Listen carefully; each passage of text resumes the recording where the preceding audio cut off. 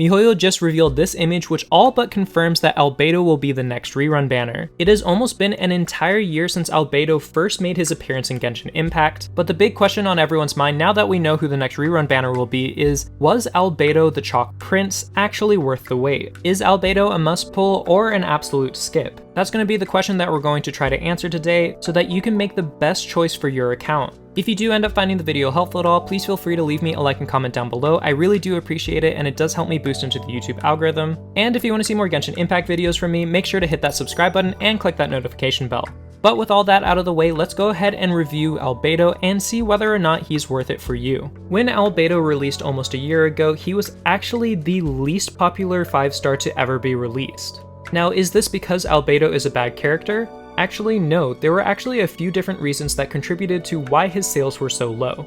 First off, Albedo actually released directly after Zhongli's first appearance. So not only was he competing with the first ever Geo 5-star, but with the Geo Archon himself. On top of this, because Albedo was Geo coming directly after Zhongli, people didn't see the need to pull for another 5-star Geo unit. This actually ended up being pretty ironic considering that these two characters actually have some of the best synergy in the entire game. Not only do their kits synergize very well together, but ever since Geo was buffed, these two actually became a meta-defining duo, meaning that many players actually deeply regretted not pulling for Albedo considering that they pulled for Zhongli but didn't realize how good they would be together. Alas, hindsight is always 20/20. And on top of this, the long-awaited Ganyu was finally going to make her debut directly after Albedo. And although it was unknown at that point whether Ganyu would be a good character or not, Albedo was completely skipped over, mainly because of the lack of primos. However, what many people came to realize well after his banner had come and gone was that Albedo was actually a surprisingly good unit. While Albedo might not be as meta-defining as characters like Zhongli and Ganyu, he can still hold his own and is still extremely valuable in just about any team comp in the game. First off, he's Geo, meaning that he can hit almost every enemy in the game neutrally, he doesn't rely on elemental reactions in order to deal damage, and he can provide almost all of his damage from off-field. And on top of this, he can also provide crystallized shields and give the entire party a 125 elemental mastery buff after he uses his burst. This means that Albedo consolidates the roles of a sub DPS, a shielder, and a buffer all into one character. Although it often can be very nice to have a character that specializes in one thing and does that one thing very well,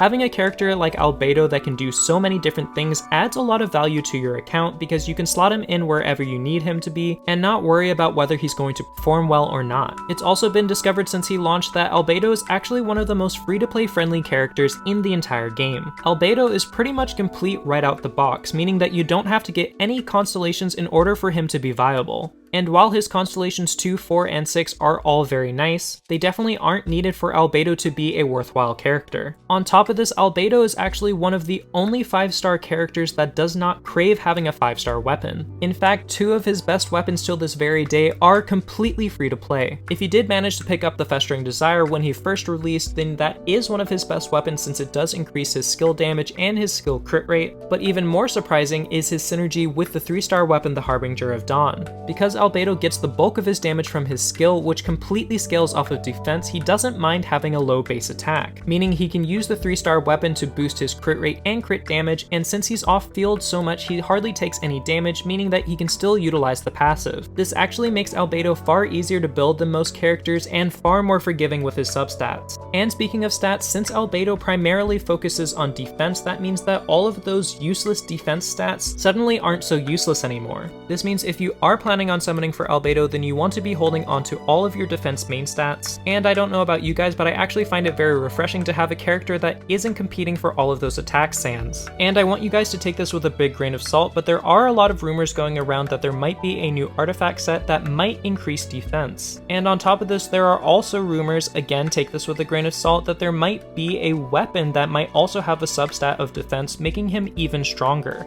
If this is true, this means that Albedo will be getting a significant spike in damage coming in the next patch. This also falls in line with the rumors that both Itto and Goro will scale off of defense, which would theoretically make Albedo one of their best supporting units. Only time will tell. However, if these rumors turn out not to be true, Albedo still deals a lot of damage off-field as is if you build him properly. In fact, with enough investment, you can actually easily score over 10,000 damage on each one of his ticks of his elemental skill, just with the Harbinger of Dawn and the right substats. And because his elemental skill can be procced every 2 seconds, this adds up very quickly. Also, since his elemental skill does proc so regularly, you can actually slap on the Tenacity of the Millelith set on him in order to consistently provide a team-wide buff, adding even more utility to his kit and overall use as a unit. However, despite taking so much time to explain why Albedo is such a good unit, we should still talk about his downfalls. Albedo is a support unit and only a support unit. While yes, you can make any character in this game a main DPS if you really put your mind to it, Albedo is just not suited for it and is far more suited to being a sub DPS. This means if you already have a lot of good support units and you're looking for a main DPS, then you might not want to pull for Albedo.